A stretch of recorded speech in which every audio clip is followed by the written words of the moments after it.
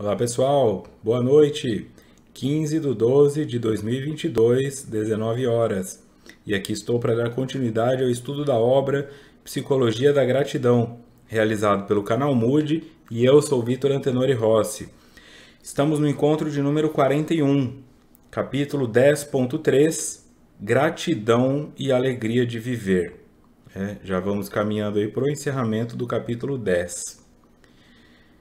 Na busca da solução dos conflitos, a aplicação da imaginação ativa é essencial, ao lado dos sonhos, para se encontrar a sua psicogênese. Na aplicação da imaginação ativa, é imprescindível encontrar-se um nível que penetre na fronteira da consciência com o inconsciente e faculte a vivência de muitas ocorrências que não foram realmente vividas. Joana começa a falar aqui da imaginação ativa. Tá? A imaginação ativa é uma técnica terapêutica proposta por Jung. Então eu vou trazer umas notas do expositor e depois eu volto aqui. Começando pelo artigo Caracterização do método da imaginação ativa na obra de Jung, Singularidades e Desdobramentos, capítulo 2.2. Descrição da imaginação ativa, o artigo é da Sueli Teodora da Silveira. Jung comenta sobre três formas de abordar o psiquismo: o teste de associações de palavras, a análise dos sonhos e a imaginação ativa. A importância do teste foi a constatação da existência de complexos de tonalidade afetiva, que apontavam para a influência perturbadora de elementos inconscientes na comunicação e comportamento. Com o tempo, porém, os testes se mostraram insuficientes no trabalho com o inconsciente. Com relação aos sonhos, Jung recomendava estar atento às suas mensagens, por serem importantes manifestações dos conteúdos inconscientes. A maneira de tratar com eles seria dar-lhes cuidadosa atenção, procurando associações para as imagens que surgem, buscando seu sentido dentro do contexto do indivíduo. O trabalho com imaginação ativa pode ser realizado com sonhos, tanto pelas imagens quanto dando continuidade a alguma cena. Ok. Imaginação ativa. A imaginação ativa, vocês percebem que aqui no primeiro slide, ela fala sobre a importância do teste, tá? Jung comenta três formas de abordar o psiquismo. O teste de associações de palavras. Se eu não me engano, no último ou no penúltimo estudo, eu falei sobre essa construção dos complexos de tonalidade afetiva, que Jung falava uma palavra para a pessoa e ela tinha que responder o que vinha na mente dela. E isso fez ele perceber que a mesma palavra gerava respostas diferentes em pessoas diferentes ou até na mesma pessoa em momentos diferentes. Isso é que ela está falando aqui. Então ele faz esse sentido das palavras, mas chega uma hora que falta alguma coisa. Dentro da análise de sonhos, os sonhos são comunicações simbólicas, então de alguma maneira é muito difícil também uma interpretação precisa. Precisa levar em conta todo o contexto, por isso eu sempre falo, esquece dicionário de sonhos, sonhei com um sapo é isso, sonhei com... Não, esquece isso aí. O sonho demanda uma interpretação que leve em conta o teu contexto, a tua história de vida, o teu aqui e agora, o que você aprendeu com tudo isso, os traumas que você traz. Então, para que uma terapeuta possa interpretar, te ajudar a interpretar os teus sonhos, é necessário que a pessoa te conheça há um período já de tempo. Essas pessoas que dizem interpretar sonhos, pode ser que uma ou outra realmente tenha o dom da profecia, o dom da interpretação de sonhos, eu não posso dizer, mas eu sei que isso não é uma coisa tão corriqueira. Então é importante que você tenha essa consciência, de tomar muito cuidado, porque uma interpretação de sonho mal feita pode inclusive estimular a pessoa a tomar uma decisão ruim, ou uma decisão não saudável ou impulsiva. Os testes se mostraram então insuficientes e Jung leva para a questão dos sonhos e depois chega-se a essa conclusão da imaginação ativa. A imaginação ativa, ela difere, quando você vai para uma psicanálise freudiana, é o que normalmente mostram em filmes, né? Que tem a pessoa lá num divã e um terapeuta, uma terapeuta atrás dela. Né? Não está de frente, fica atrás, analisando ela enquanto ela olha para uma janela, para um quadro ou coisa assim. A ideia de Freud, uma delas, era que a associação livre deveria ser utilizada no processo terapêutico, ou seja, deixa o indivíduo falar livremente. Ele fará essas associações por ele mesmo. Ele começa a falar da mãe, daqui a pouco ele está falando do carro que quebrou, daqui a pouco ele para perceber, olha, se for pensar bem, todo carro que minha mãe teve quebrou, igual o meu quebrou agora. Isso é uma associação livre. Pelo próprio discurso, ele chegou a essa conclusão. A função do psicanalista é intervir de vez em quando, se necessário, mas dar o máximo de espaço possível. Algumas pessoas vão para a terapia, na psicanálise, e falam: não gostei, o psicólogo não falou nada, porque isso é uma técnica, isso é uma abordagem. Não significa que ele não seja bom. Ela funciona para pessoas que precisam de um espaço para falar livremente. Tá? Diferente da associação livre, que é freudiana, a imaginação ativa junguiana, que não foi criada por ele, né, mas foi trazida por ele para dentro da psiquiatria, para dentro da psicologia. É levar o indivíduo a imaginar ativamente, ou seja, diferente do sonho, você toma posse daquilo. Então imagina que você tem dinheiro infinito a partir de amanhã. Tá? E o que você faria? A imaginação ativa dirá assim: olha, imagina que você tem dinheiro infinito, você não precisa mais ficar no emprego que está, você não precisa mais ficar no casamento. Se qualquer coisa que você está vivendo é por dinheiro, por segurança financeira, por medo de futuro, você não precisa mais disso, você está completamente livre. O que você faria se você não tivesse que se preocupar com dinheiro? Aí a pessoa começa a dizer: eu compraria uma lancha, ou então eu compraria um apartamento num andar alto, ou então eu faria caridade. E aí, onde isso te levaria? Eu buscaria crianças que foram abandonadas porque sofreram abuso sexual, percebe? Dentro da imaginação ativa, ela vai conectando aonde está o olhar dela. E se o olhar dela está naquela direção, é porque tem alguma coisa que chama ela para aquilo. Por que, podendo fazer o bem para quem ela quiser, ela não escolhe o cara que está caído bêbado na rua? Ela escolhe a criança que foi abusada sexualmente. Aí começa a interpretação. Tá? É uma coisa dentro dela. Como fala aqui também, pode ser dar continuidade em sonho. Meu sonho acabou quando eu ia estourar o champanhe. Meu sonho acabou quando eu ia pegar o cara. Tá, então vamos continuar a partir de agora. Como você gostaria que o teu sonho tivesse continuado? E aí isso vai gerando uma imaginação ativa, tá? Então eu imagino ativamente, eu construo aquela cena. Como eu construo aquela cena traz informações das minhas projeções, dos meus conteúdos também inconscientes, e isso permite uma análise melhor do indivíduo. Então é diferente da associação livre, onde a pessoa começa falando do cachorro e termina num tanque de guerra. A imaginação ativa demanda um roteiro, né, criado pela pessoa. Então eu volto agora em Joana.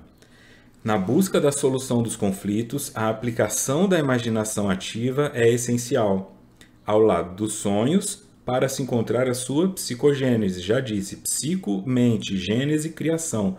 Aonde o conflito começou dentro da mente. Então, como foi proposto também pela autora do artigo, tanto os sonhos Jung utilizava, como a imaginação ativa, como a questão das palavras. Na aplicação da imaginação ativa, é imprescindível encontrar-se um nível que penetre na fronteira da consciência com o inconsciente e faculte a vivência de muitas ocorrências que não foram realmente vividas. Olha, eu sofro muito porque eu tive uma oportunidade de comprar um carro por um preço mais barato e eu não comprei. Então vamos voltar lá, você comprou o carro, e agora? Aonde você vai com ele? Então eu permito a expressão de espaços da minha vida onde eu fui frustrado, onde eu não tive a oportunidade de continuar porque alguma coisa aconteceu. O marido que morreu, se não tivesse morrido, como teria sido o casamento? E assim sucessivamente. Então, segundo Joana e segundo Jung, eu preciso que essa imaginação ativa também consiga tocar essa fronteira entre consciente e inconsciente. O consciente é o que o indivíduo está narrando. Inconsciente é a leitura do terapeuta de entender por que ele está colocando este elemento. Por que uma galinha e não um ganso? Por que de noite e não de dia? Por que vermelho e não preto? Tomando como base o contexto psicológico do indivíduo. Continuando no artigo, né, da Sueli. Sueli Teodora da Silveira. Conforme comenta von Franz, Marie-Louise von Franz, que também já foi citada aqui, a imaginação ativa efetua algo semelhante a um amadurecimento da personalidade mais intenso e acelerado em comparação com a análise dos sonhos, o que se deve ao fato de que o indivíduo esteja acordado durante o processo de engajamento com as imagens. Então, o que a von Franz comenta é justamente isso. A imaginação ativa é mais funcional que o sonho, porque o indivíduo está desperto. No sonho, nós perdemos muita coisa. O nosso inconsciente lembra de tudo, mas como nós não temos acesso a ele, por isso é inconsciente, nós lembramos de fragmentos. E mesmo se você levanta, abre o olho, você já esquece uma parte daquilo. São poucas as pessoas que, quando têm um sonho, acordam e já anotam o sonho ou gravam ele. Tá? Então, a ideia é, em termos terapêuticos, o sonho ajuda muito. Se você faz terapia, leve isso para o seu terapeuta. Se você não faz terapia, vá anotando os teus sonhos, porque se um dia você fizer, você se lembra, em 1999 eu sonhei isso, em 2012 eu sonhei aquilo. Você vai construindo um padrão e, de repente, você vai perceber que a cada 5 anos você tem o mesmo sonho. Ou um sonho que não é o mesmo, mas que traz uma mensagem parecida. E isso é o seu inconsciente comunicando para você uma informação que vai te ajudar a entender por que você está em conflito no aqui e no agora. Tá? Deixa eu diminuir. Aí. Continuando. Agora, no livro, continuando em nota do expositor, tá? No livro Os Arquétipos e o Inconsciente Coletivo, no capítulo 7, Aspectos Psicológicos da Cor, Carl Jung diz o seguinte. Agora é o próprio Jung falando sobre isso. O material que utilizo procede em parte de pessoas normais, em parte de pessoas um pouco neuróticas. Trata-se ora de sonhos, ora de visões, ou de sonhos entretecidos de visões. Essas visões não são de modo algum alucinações ou estados estáticos, mas sim imagens de fantasias visuais espontâneas, ou aquilo que chamamos de imaginação ativa. Esse é o ponto, não é um surto, não é um delírio da pessoa, é algo que ela ativamente imaginou porque ela escolheu trazer aquelas informações. E esse é o material que o Jung utiliza para a construção de auxílio de um processo terapêutico. Tá? Ora sonhos, ora visões, ora sonhos entretecidos de visões. E elas não são alucinações ou estados estáticos, mas imagens de fantasias visuais espontâneas. Esse último é um método de introspecção, a imaginação ativa. A imaginação ativa é um método de introspecção indicado por mim e que consiste na observação do fluxo das imagens interiores. Concentra-se a atenção em uma imagem onírica que causa impacto, mas é ininteligível, ou em uma impressão visual, observando-se as mudanças que ocorrem na imagem. Evidentemente, devemos suspender todo o senso crítico e o que ocorre deve ser observado e anotado com absoluta objetividade. Porque não pode gerar um constrangimento se a pessoa fala, tá, e se você tivesse ficado casado com a pessoa? Eu teria posto fogo na casa com ela dentro. Tudo bem. Nossa, mas você é uma piromaníaca, sociopata? Não. O que significa fogo? O que é a representação simbólica disso? Por isso eu digo, não é tão simples. Tá? Se a pessoa fosse aquilo, ela já teria sido. Ela nunca pôs fogo em nada, nunca matou ninguém. Mas quando ela tem uma oportunidade de uma imaginação ativa, ela põe fogo na casa com a pessoa dentro, o que isso significa? Aí você vai explorar e talvez descubra que a pessoa está com raiva porque o outro morreu. Que raiva que ele morreu. Me deixou aqui sozinha. Essa é a sensação que eu estou, de que ele pôs fogo com a casa dentro, porque não sobrou nada agora que ele partiu. É mais profundo do que a ideia de uma pessoa homicida. Ela está falando de uma dor, ela está falando de um estado doloroso para ela, que mesmo dentro da própria casa, ela se sente em chamas, o que é uma representação simbólica de inferno para quem cresceu numa orientação ocidental, uma orientação católica. Então, depois que ele morreu, eu me senti no inferno e toda vez que eu olhava para as paredes da casa, eu lembrava que ele não estava mais ali e quando eu ligava a televisão, eu lembrava que ele não estava mais ali, então passou a ser um inferno para mim. Aí ela, na imaginação ativa, ela bota fogo com o cara dentro. Esse é um exemplo, tá? Para olhar quando o Jung coloca nessa expressão, ó, é um método de introspecção. Então eu vou inspecionar dentro, introspecção. Indicado por ele que consiste na observação do fluxo das imagens que vem de dentro. Eu concentro a atenção do indivíduo em uma imagem onírica. Então, um sonho que ele teve. No sonho tinha um lagarto. Tá, onde está esse lagarto? Vamos lá. Ou em uma imagem onírica que causou impacto, mas é ininteligível, eu não consigo entender o que significa isso, porque onde eu moro não tem lagarto, eu nunca vi um na minha vida que não fosse na TV. Ou em uma impressão visual, observando-se as mudanças que ocorrem na imagem. Então, a partir do momento que eu coloco a casa para a pessoa e depois ela põe fogo com a pessoa dentro, isso é uma mudança que ocorreu na imagem. Então, eu tenho que olhar para isso de uma maneira crítica, né, de suspender o senso crítico e olhar para isso de uma maneira objetiva. Qual é o sentido disso na história da pessoa? Se vier julgamento moral, abraço, perdeu a análise, contaminou. Continuando Jung, ainda nos arquétipos e o inconsciente coletivo. Aqui é capítulo 2.c, o método de comprovação.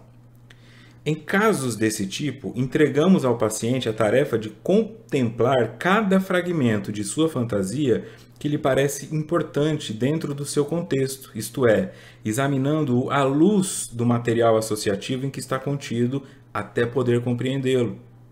Não se trata da livre associação como a que Freud recomendava para a análise dos sonhos, mas da elaboração da fantasia, através da observação de outro material da mesma, tal como este é naturalmente agregado ao fragmento acima referido. Calma, respira fundo aí, eu sei que parece uma aula de faculdade hoje, mas vamos lá, essa teoria é importante. A Joana trouxe isso como uma informação de uma ferramenta crucial para a compreensão dos motivos que nos levam aos conflitos, que nos levam ao adoecimento. Entregamos ao paciente, o cliente, a tarefa de contemplar cada fragmento da sua fantasia que lhe parece importante, olha, dentro do seu contexto. Não é a mesma coisa para todo mundo, tá? Isto é, examinando-o à luz do material associativo em que está contido, até poder compreendê-lo. Então, esse material tem que se associar a algo. É esta ótica que eu tenho que colocar. Então, a interpretação da pessoa que se sentiu no inferno porque o marido morreu não vale de nada se a pessoa não foi viúva. Isso vai significar outra coisa para outra pessoa. É aquele espaço de associação. Então, não se trata de uma livre associação, como Freud recomendava, mas de uma elaboração da fantasia através de outro material da mesma, tal como este é naturalmente agregado ao fragmento acima referido. Então, o que este material que você trouxe, este lagarto, né, que está aí subindo uma macieira, conversa com o primeiro lagarto que você trouxe. Eu trouxe que no meu sonho tinha um lagarto. Agora, na minha imaginação ativa, ele acabou no topo de uma macieira. Como que essas duas coisas se conectam? Por que que nessa linha do tempo, no presente, que era o lagarto, que depois virou passado, no futuro ele foi parar em cima de uma macieira?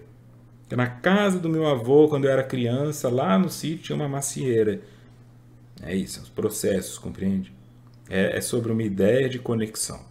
É muito importante trabalhar. Mas como é que eu trabalho isso sozinho? Dá para trabalhar sozinho? É difícil, porque isso pode te trazer algumas informações em momentos críticos, assim, como se fosse um oráculo, sabe? Como se fosse um tarô que você tira. Por que que eu estou com dificuldade neste momento no meu relacionamento? Por que que eu estou insatisfeito com o meu emprego neste momento? Por que que eu estou com essa doença e qual é o meu medo? Descobri que eu estou com câncer na orelha. É uma bolinha preta na minha orelha, eu estou com câncer na orelha. Qual que é teu medo? Eu estou com medo disso aqui me matar. Mas entre isso aí te matar e essa bolinha preta, como você imagina que você morreria? Ah, ele vai crescendo, crescendo, toma conta da minha cabeça, meu cabelo cai, ele entra no meu cérebro e eu morro. Puxa vida, essa é a história que a pessoa contou. É disso que ela está com medo. Por que você está com medo que ele entre na sua cabeça? Por que você não está com medo que ele entre no seu olho? Por que você não está com medo, entende? São as perguntas que vão levando a pessoa a entender o que está acontecendo de verdade com isso tudo. Como que uma ferida na orelha conecta com o desligamento do cérebro? É algo relacionado ao que você está ouvindo, que afeta você cognitivamente? Vai pensando. Então você olha agora e faz a imaginação ativa. Se eu saísse desse emprego agora, o que aconteceria comigo? Eu vou ser despejado. Quanto dinheiro você tem no banco? Ah, eu tenho 15 mil no banco. Quanto é teu aluguel? 1.500. Então você tem 10 meses de aluguel. Você não vai ser despejado. Então o que acontece de verdade se você se demitir agora? Aí você vai imaginando. Ah, se no fim você está ganhando o prêmio Nobel ou morando embaixo da ponte pedindo esmola, tudo bem, mas você compreende o que está aí dentro impedindo você de tomar a decisão ou de se demitir, ou de aceitar uma promoção, ou de tentar mudar de área e estudar para fazer concurso, ou de virar autônomo, não importa, mas neste momento você está em conflito e este conflito pode ser observado. Com a ajuda de uma pessoa capacitada para essa interpretação, um terapeuta com treinamento, uma terapeuta com treinamento nisso, fica mais fácil, principalmente se a pessoa já te conhece um tempo. Então, esse é o prêmio para quem faz terapia a longo prazo. Depois que a pessoa... E com o mesmo terapeuta, né? Porque tem gente que fica mudando e não entende por que o resultado não aparece. Depois que você está há 6 anos em terapia com a mesma pessoa, e quando eu falo 6 anos, não precisa ser semanal, tá? Fez 6 meses, parou, ficou um ano sem, voltou. Mas assim, aquela pessoa te conhece dentro de um período de 6 anos. Se foram 10 encontros ou 1.000, não importa. Ela consegue conectando. Olha, 6 anos, quando você chegou aqui, você tinha um problema com alimentação, compulsão alimentar. Agora você chega aqui falando que tem um problema com álcool. Vamos falar que o teu problema não é o álcool nem a comida, mas a compulsão, e que a compulsão é um sintoma de ansiedade? Então vamos tentar olhar por que você é uma pessoa compulsiva. Fica mais fácil, tá claro? É uma construção. Errei aqui.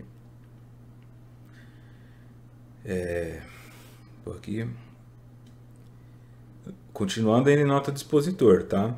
No livro Mysterium Coniunctionis, capítulo 5.h, Interpretação e Significado do Sal, Carl Jung diz o seguinte, né? Aqui ele faz uma relação, esse livro ele faz uma relação com a alquimia, tá? De estudo na percepção dele de alquimia, por isso que tem esse nome. As trevas têm, entretanto, seu intelecto próprio e sua lógica própria, que deve ser levada muito a sério. Somente aquela, entre aspas, luz que as trevas não compreenderam, pode iluminar as trevas. Tudo o que as trevas entendem por si mesmas, ou pensam, ou compreendem, é tenebroso. Por isso, elas somente podem ser aclaradas por algo de inesperado, de involuntário, de incompreensível. O método psicoterapêutico da imaginação ativa fornece exemplos muito excelentes neste sentido. Ocasionalmente, pode também ser um sonho luminoso ou um acontecimento externo que produz efeito semelhante. O que ele está colocando aqui, ó? Trevas, tá? Nós vamos pensar na ideia de sombra, nós vamos pensar na ideia de inconsciente, aquilo que está no inconsciente causa medo. Então nós temos essa cultura assim de ter medo do escuro, né? Quando você olha para essa imaginação ativa, e você está falando, está construindo a história do lagarto, da casa pegando fogo, de qualquer coisa que diga a respeito a isso. No meio disso tudo vai vir a chave. Essa chave é essa figura que ele fala, olha. Tudo que as trevas entendem por si mesmas ou compreendem é tenebroso, por isso elas somente podem ser aclaradas por algo de inesperado. É o pulo do gato, porque a sua mente pensa que está contando uma historinha, só que nessa historinha ela vai jogar as informações que em tese deveriam ser segredos, porque estão no inconsciente, e aí é onde você pesca. É inesperado, involuntário e incompreensível. Na hora pode não fazer sentido nenhum, mas depois que isso faz sentido, olha, somente aquela luz que as trevas não compreenderam pode iluminar as trevas. Ou seja, somente uma informação que estava no seu inconsciente. Uma informação que não foi compreendida por você. ela foi só assimilada. É como se eu dissesse assim para você, agora em 15 de dezembro de 2022, marca este número de ônibus, 725P9. Guarda isso aí. Você assimila, escreve num papel 725P9, mas você não compreende. Você vai no Google e digita e descobre que é uma linha de Goiânia. Mas eu não moro em Goiânia, não tenho nada com isso e tal. Daqui 10 anos, quando você estiver lá dirigindo teu carro, um ônibus bate na traseira dele e vai estar lá o número 725P9, entende? Então você assimilou a informação na hora, mas só foi compreender ela 10 anos depois. Então tem um monte de informações no teu inconsciente que respondem e explicam e curam os conflitos que você está vivendo neste momento. Coisas que você subjuga, que você escutou o Bob Esponja falando quando você tinha 10 anos. Que você escutou teu pai falando para tua mãe quando você tinha 12. Que aquele professor falou quando você tinha 15. Quantas vezes você não escutou isso? Ah, se eu tivesse ouvido meu professor. Olha, minha namorada falava isso e eu achava que ela que estava errada. Agora, 9 anos depois, eu percebi que eu sou chato mesmo. Tá? É assim que vai havendo uma construção psicológica. Tudo bem?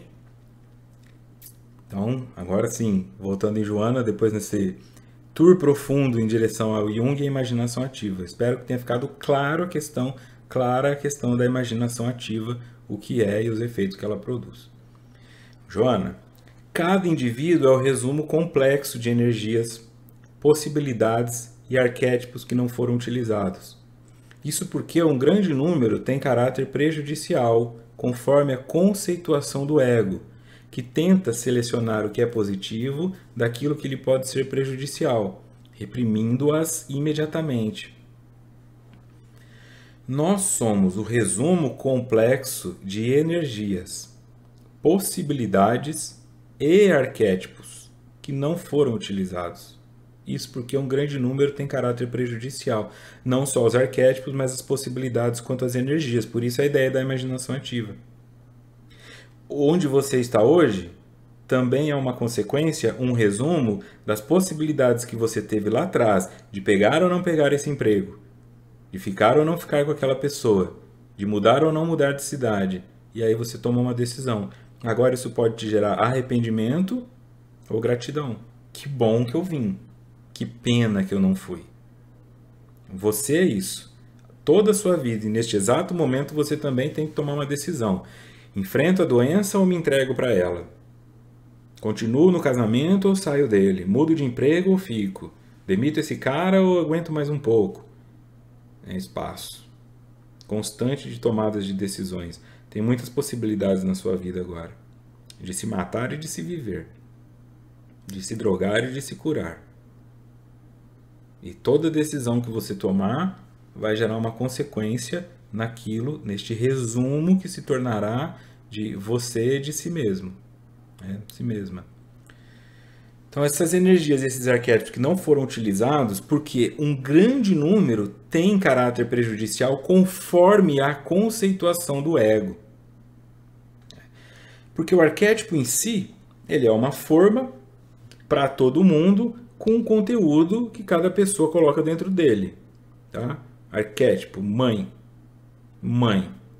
Arquétipo do sagrado. O que é o sagrado? O que é a sombra? Depende da pessoa. Né? Quem tem a pele muito branca e peridrosa não gosta de sol, prefere a sombra. Tem gente que adora o sol. Ah, é verão, eu quero ficar tomando sol o dia inteiro. Eu sou do tipo que Deus me livre. Se pudesse ser 6 horas da tarde para o resto da vida, seria ótimo para mim. Tem gente que quer meio-dia o tempo todo. Então, sombra para uma pessoa, finalmente achei uma. Sombra para o outro, cadê o sol? Percebe? Então, a conceituação do ego. O arquétipo ele não é ruim ou bom por si só. Ele é ruim e bom dependendo do conceito que foi construído no teu consciente, que é o seu ego. Se você teve uma mãe abusiva, quando alguém fala mãe, tua perna treme. se você teve uma mãe amorosa, quando você fala mãe, teu olho lacrimeja de saudade. À medida que eu traumatizo, que as experiências que eu tive na vida me traumatizaram e eu conceituo alguns arquétipos como negativos, eu não consigo depois acessá-los. Por isso que é uma pessoa que teve uma infância com 2 irmãos, e apesar de uma vassourada aqui, uma cusparada ali, um CD, um pendrive quebrado a colar, ela gostou. Eu gostei de ter 2 irmãos, minha mãe era legal, meu pai era legal. O que ela vai ter? Provavelmente 3 filhos. Quando ela tem um, ela pensa, eu não posso deixar meu filho sozinho, porque eu tive 2. Ela dá o segundo. 2 é pouco, eu tenho 3. Eu preciso dar para o meu filho a mesma experiência que eu tive. Aquele indivíduo que teve uma experiência traumática na infância, a garota que teve uma mãe muito violenta, ela provavelmente vai falar, não penso em ter filho não, quero estudar, fazer um intercâmbio, quero conhecer outras culturas. No máximo eu vou adotar um gato e eu não tenho isso dentro de mim. Não tem dentro dela porque é traumatizado. Ela tem dentro dela. Ela tem a maternidade dentro dela. Mas ela conceituou isso como negativo ou como inválido. Eu não tive minha mãe não foi abusiva, mas também não foi uma pessoa maravilhosa. Eu não acho que ser mãe vai agregar alguma coisa na minha vida. Eu acho que vai me fazer perder tempo. Ela não teve essa experiência. Então, essa é a ideia que muitas vezes o pai e a mãe não conseguem compreender. Ele fala, montei a empresa do zero, tive uma experiência gigantesca e eu consegui vencer, agora eu tenho uma empresa grande e meu filho é preguiçoso. Ele não é preguiçoso, ele só não tem esse mesmo registro que você. Porque talvez enquanto você estava lá montando a sua empresa do zero e construindo um império, você esqueceu que ele era uma criança em casa que não via você. E que ele não tinha noção do que era construir um império. Ele cresceu sem pai. Hoje ele tem recurso financeiro infinito, mas ele não tem isso dentro dele, porque ele não participou. Então esse registro de que foi prazeroso, pedir o primeiro empréstimo, comprar o primeiro estoque e ir crescendo, ele não viu, ele só via você chegando em casa cansado. E agora, quando ele fica adulto, ele não tem interesse em ser empreendedor. Ele fala, faz administração para cuidar da empresa. Não quero. E você se frustra. É essa expressão. O que foi preenchido pelo indivíduo, o que o indivíduo conceituou das imagens que formam o mundo, é diferente de indivíduo para indivíduo. Então eles vão responder de maneira diferente. Muito dificilmente uma criança que teve uma infância maravilhosa, com pais maravilhosos, não vai querer uma casa cheia de filhos. Ele vai querer, porque é uma expressão de continuidade. Aquele estado foi tão bom que ele quer repetir. Como ele não pode mais ser criança, ele enche a casa de criança para continuar brincando, pulando no colchão e fazendo cabana com um lençol e o sofá. Mas se a criança cresceu com o pai falando você tem hora até para usar o banheiro, ele provavelmente vai no máximo adotar um gato. Então, somos resumos complexos de possibilidades e energia na nossa conceituação do ego, que tenta selecionar o que é positivo daquilo que pode ser prejudicial, só que como essa é uma interpretação subjetiva, às vezes você está fugindo de algo que seria maravilhoso para você, porque você conceituou que isso é ruim, mas não vai ser ruim se você se der uma oportunidade. Então, isso acaba sendo reprimido ao invés de estimulado. Considere-se alguém que dispõe de possibilidades para as artes. No entanto, é atraído para uma profissão liberal, através da qual adquire garantia financeira para manter a existência. É natural que essa tendência e todo o séquito de recursos fiquem reprimidos no inconsciente por falta de tempo, de ocasião para se expressar. O exemplo que ela dá é alguém que tem muitas possibilidades de desenvolvimento artístico, só que não pode viver isso porque foi procurar um emprego que dá dinheiro primeiro. Não conseguiu fazer dinheiro com as artes. Então foi procurar um emprego, tá? Para ter garantia financeira. Essa tendência ficam reprimidas no inconsciente, as tendências artísticas, porque ela não tem tempo nem ocasião para se expressar. Então aí você vai olhando para algumas pessoas que elas têm experiências catárticas em coisas que elas nunca imaginaram. Ela está ali, contador. Ela está ali, técnico de informática. Ela vai num karaokê com a namorada. Ela odeia karaokê, acha isso uma babaquice. Mas ele vai no karaokê com a namorada. Aí insistem tanto pra ele cantar, ele vai lá fazer graça. E a hora que ele pega o microfone e começa a cantar, ele descobre que ele sempre quis fazer isso. As pessoas até falam, você nunca cantou? Ele fala, não. Nossa, mas você canta muito bem pra quem nunca cantou. Não é um Fred Mercury. Mas para alguém que nunca cantou num karaokê de má vontade, você cantou acima da média. E a hora que ele se vê naquela cena com o microfone na mão, cantando, e as pessoas cantando junto, ativa o mecanismo dele, ele se lembrar que ele já viveu isso, dessa vivência inexplorada, e o prazer dele se encontra.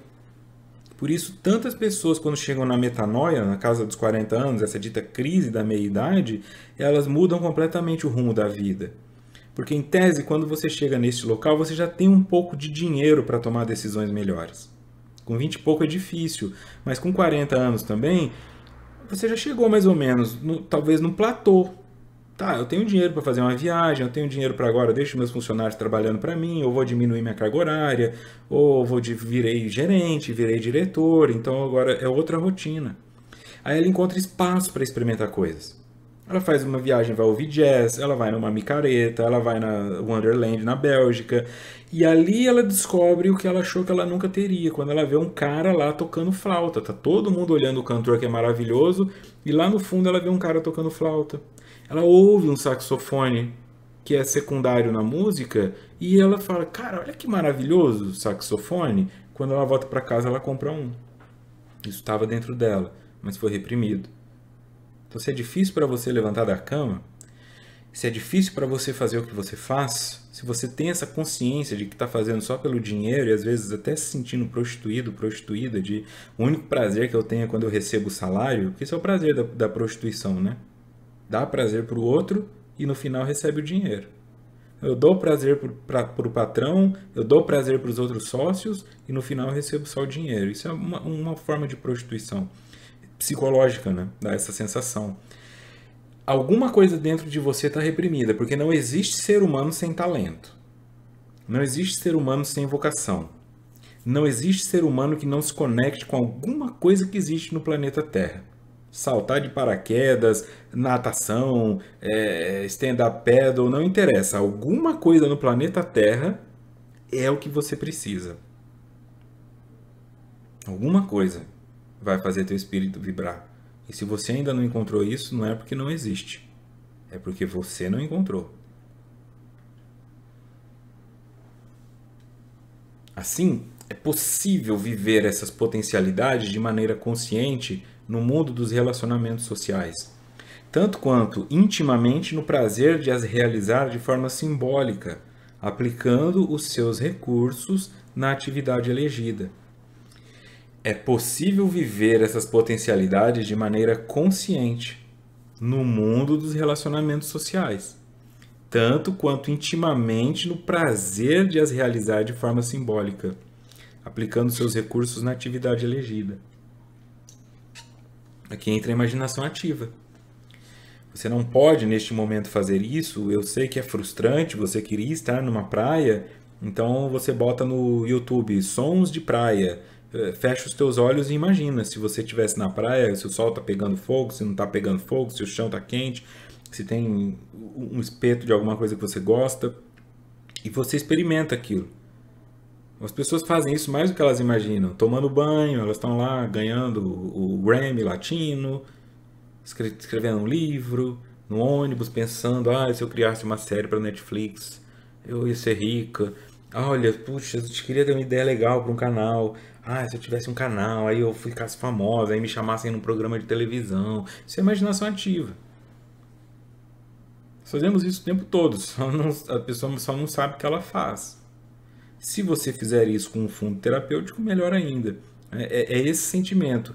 Eu posso viver isso para que todos saibam. Então eu vou realmente à praia, posto uma foto e mostro que eu estou na praia, porque eu estou realizando aquilo que eu queria. Ou eu posso viver apenas intimamente, de forma simbólica. Eu aplico os recursos na atividade elegida. No pouco a pouco que você vive de fala, eu quero trocar de carro e eu vou guardar R$ 500 por mês porque eu quero comprar à vista, cada vez que o mês termina e você joga 500 lá no porquinho do banco, você tem uma satisfação. Você ainda não está dirigindo o carro, mas é como se você estivesse. Então, internamente, aí você olha e fala, já tem 7 mil. Isso te dá um prazer. Você já começa a sentir o cheiro do banco. Já começa a pensar na cor do carro. E isso vai crescendo. Até chegar ao ponto em que você tem os 30, 70 ou 400 mil para comprar o carro. Não sei qual carro você quer. Mas no momento em que você comprá-lo e sentar nele, não é naquele momento em que você está tendo prazer. É uma continuidade de um prazer que você vem tendo desde o momento em que guardou os primeiros 500 ou 5 mil reais. Provavelmente os sonhos proporcionarão essa realização, como se a pessoa houvesse encontrado o roteiro de harmonia que tanto desejava, havendo ficado frustrada pela correspondente falta de vivência.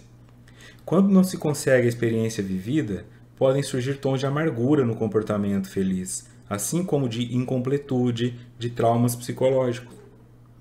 Os sonhos proporcionarão essa realização como se a pessoa houvesse encontrado o roteiro de harmonia que tanto desejava, havendo ficado frustrada pela correspondente falta de vivência.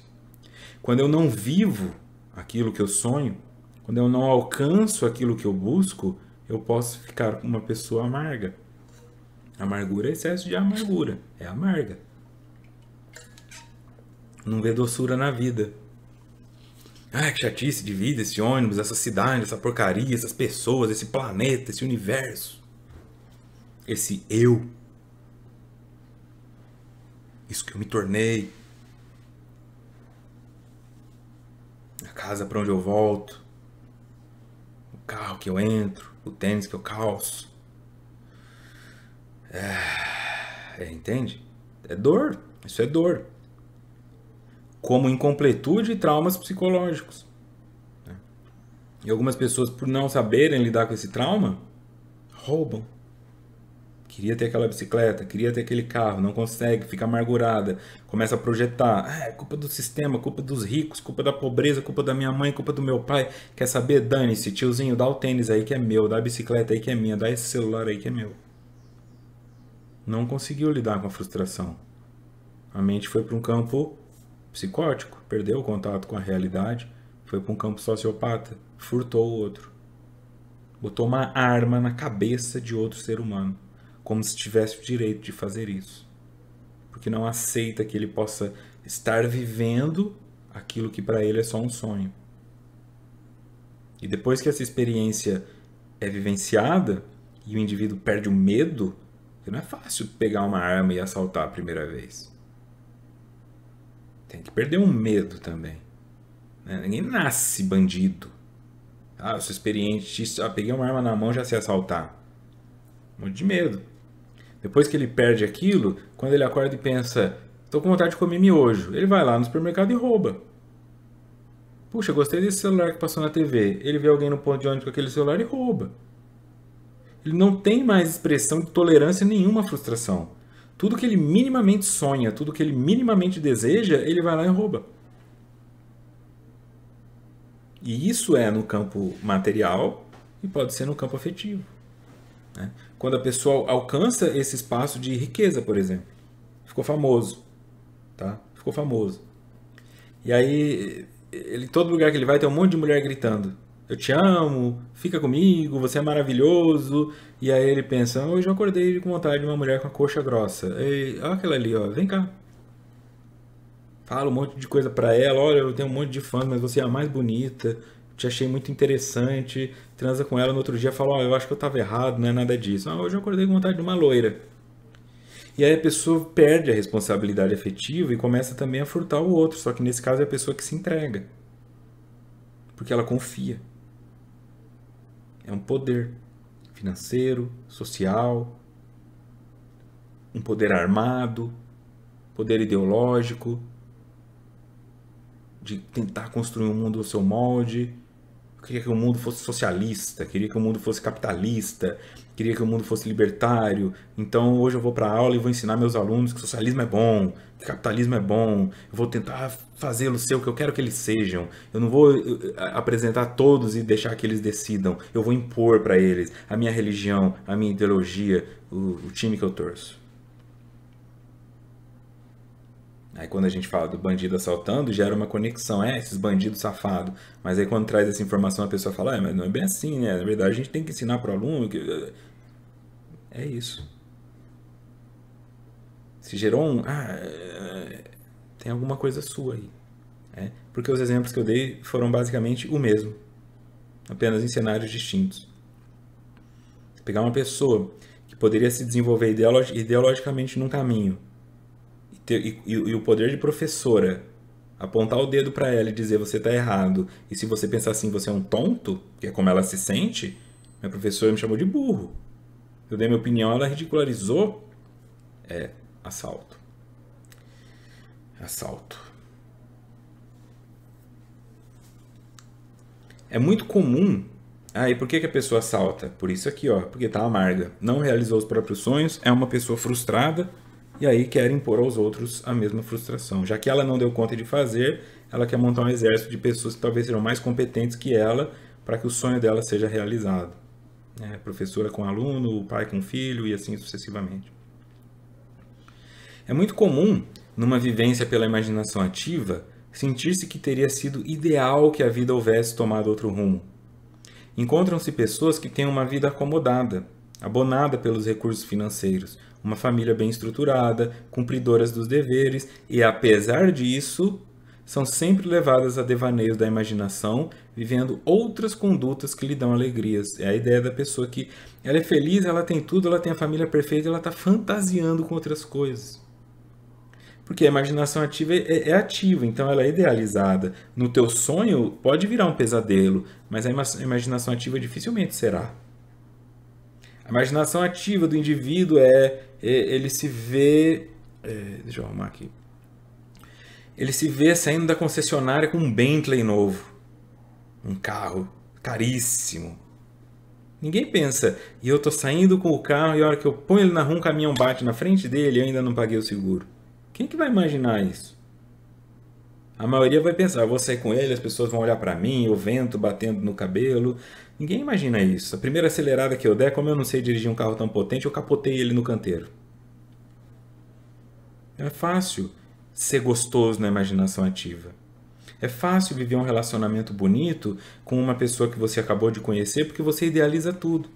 Ela gosta do mesmo filme que eu. Puxa, um grão de areia no oceano. Ela gosta do mesmo filme que você. Aí depois de meses é que você vai descobrir que ela não gosta da mesma comida que você, que ela não gosta do mesmo partido político que você, que ela não gosta das mesmas tudo que você. E você saiu do teu casamento para ficar com ela. Mas não foi com ela que você foi ficar. Foi com a idealização que você fez dela por conta da tua imaginação ativa. Você não conhecia ela para ter escolhido ficar com ela. Você ficou com a imagem que fez dela. E a imagem é idealizada. É isso que Joana está dizendo.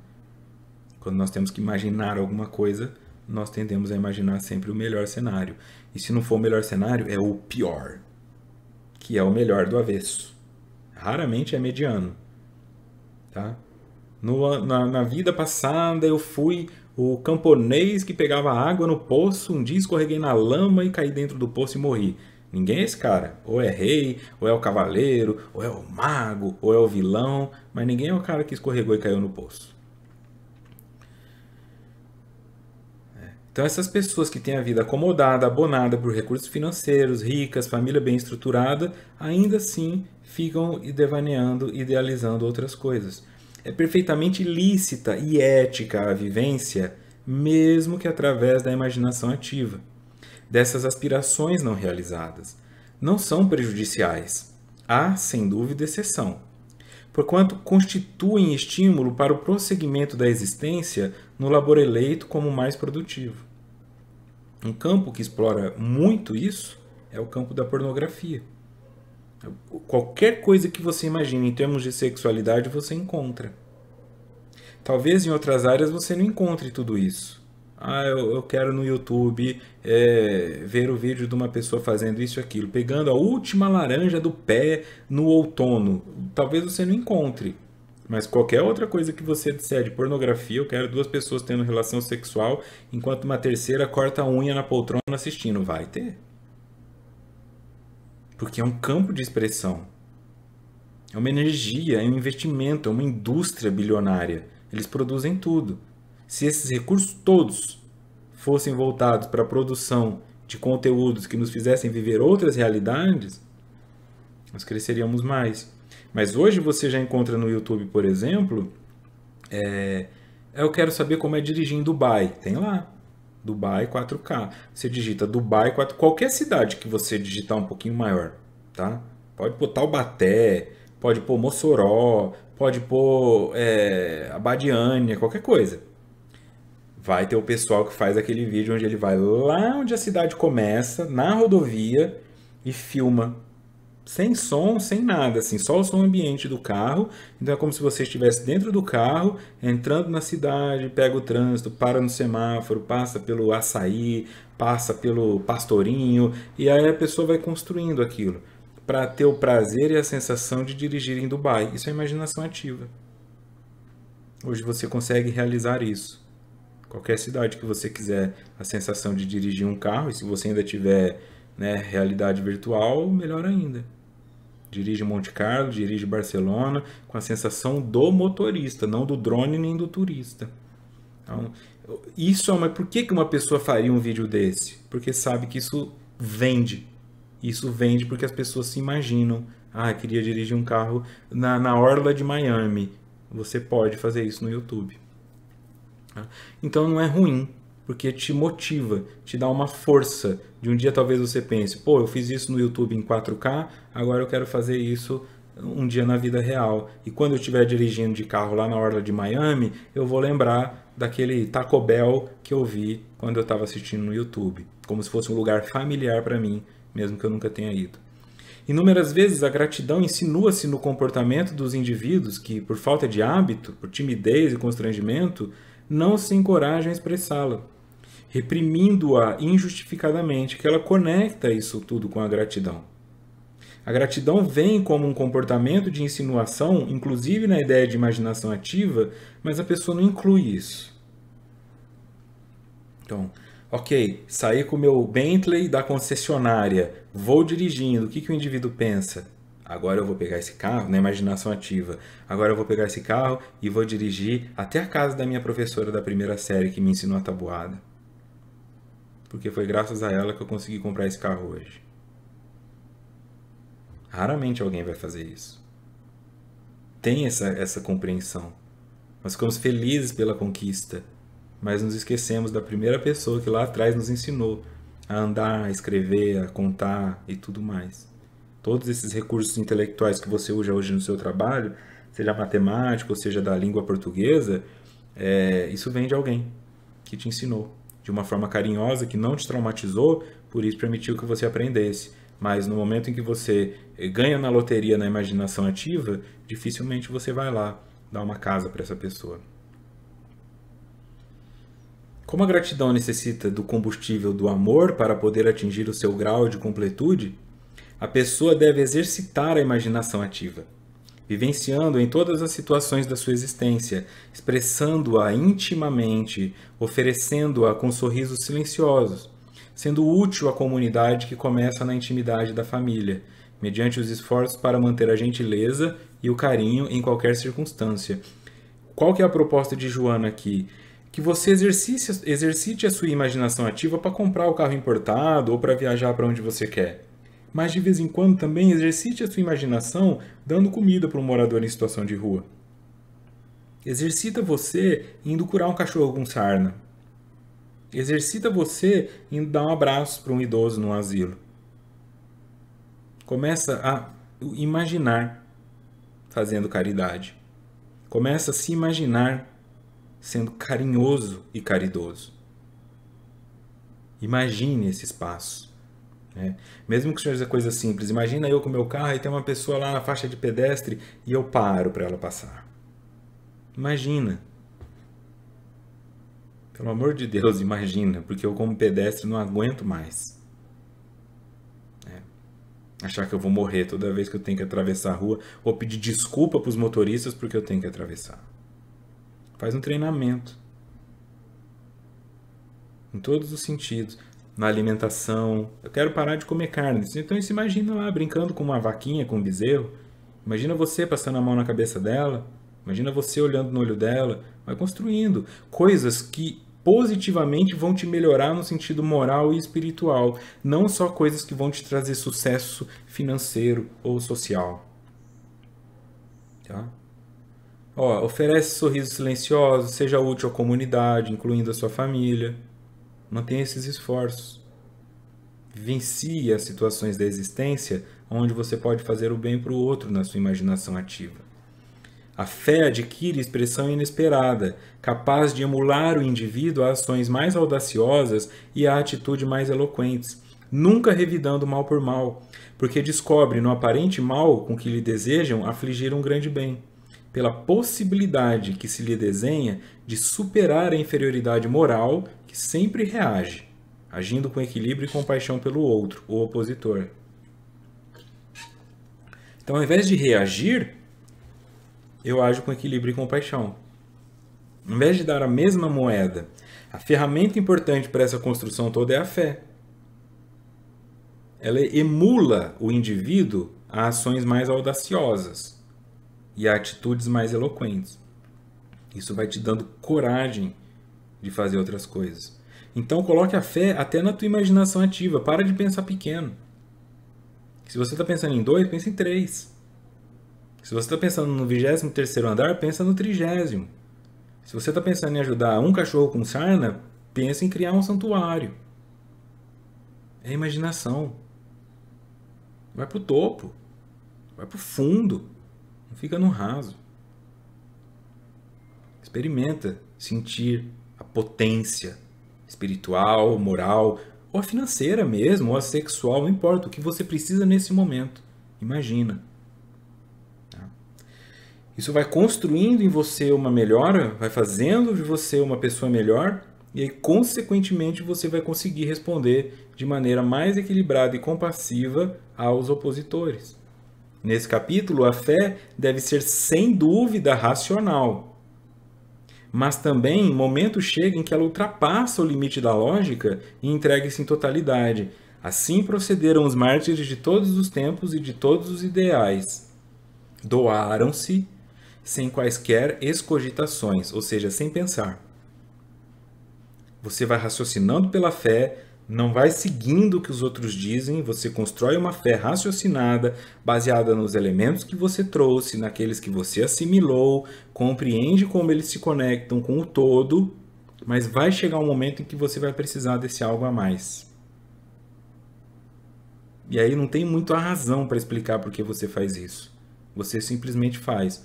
Por que que você sai de casa para ajudar o cachorro que está lá no outro bairro machucado? Não sei, mas eu saio. É muito mais gostoso ficar em casa. Por que que eu saio para ter trabalho? Por que que eu saio para fazer o bem? Por que que eu saio? E você descobre que não faz sentido. É por amor. Pela fé que você tem de que o outro vai ficar bem. Se eu fizer um curativo, ele vai parar de mancar. E quando eu chegar lá na próxima semana e ele não estiver mancando, eu vou ficar muito feliz. Isso é fé no amor. Isso é fé naquilo que você está fazendo. E para fechar, ela conta essa história. Conta-se que um alpinista galgava um paredão desafiador à noite quando derrapou no abismo. E durante a queda, que seria fatal, foi salvo por um solavanco da corda de proteção cravada por grampos seguros na montanha. Recuperando a calma e temendo morrer enregelado durante a madrugada, orou, afervorado, suplicando o socorro de Deus. Ouviu uma voz que lhe propôs que cortasse a corda que o prendia à altura. Parecendo-lhe inusitado o auxílio, receou que, ao fazê-lo, cairia no despenhadeiro em morte certa. Não se encorajou a fazê-lo. No dia seguinte, quando chegou o socorro e o encontrou congelado, os membros lamentaram que ele não tivesse cortado a corda, porquanto estava a menos de 1 metro do solo protetor que teria lhe salvado a vida. Então é aquela ideia do indivíduo que está escalando, ele cai, e como está tudo escuro, ele não tem coragem de cortar a corda. Ele faz uma oração pedindo ajuda e a voz vem na cabeça dele e fala, corte a corda. E ele não corta e morre. Então quando encontram ele, ele está a meio metro do chão. Como estava escuro, ele não sabia. Então isso é assim, a fé.